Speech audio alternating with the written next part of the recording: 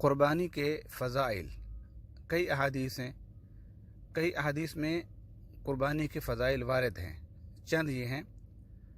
عن زائد ابن ارقم رضی اللہ عنہ قال قال اصحاب رسول اللہ صلی اللہ علیہ وسلم یا رسول اللہ ما هذه الأضاحي قال سنة أبيكم إبراهيم عليه السلام قالوا فما لنا فيها يا رسول الله صلى الله عليه وسلم قال بكل شعرة حسنة قالوا فالصوف يا رسول الله قال بكل شعرة من الصوف حسنة.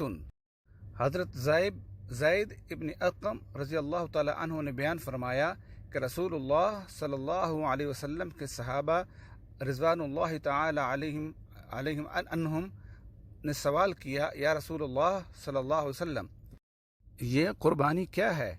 آپ صلی اللہ علیہ وسلم نے فرمایا کہ تمہارے باپ ابراہیم علیہ السلام کی سنت ہے.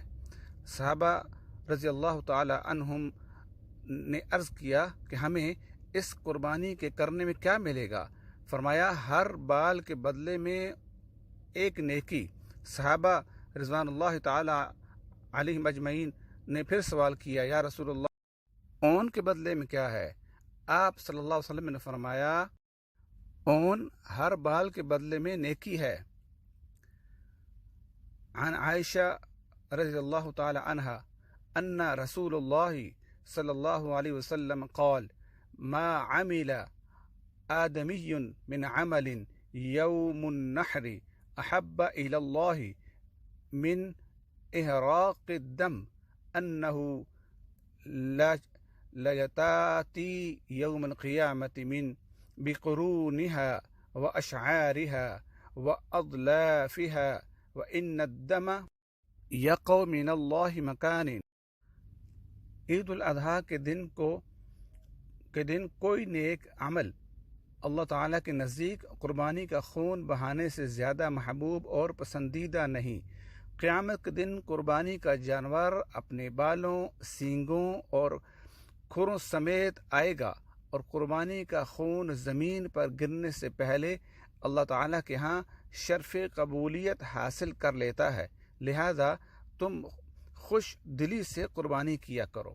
عن ابن عباس رضی اللہ تعالی عنہ قال قال رسول اللہ صلی اللہ علیہ وسلم ما انفقت الفرق فی شیء افضل من نحیرۃ فی یوم من العید.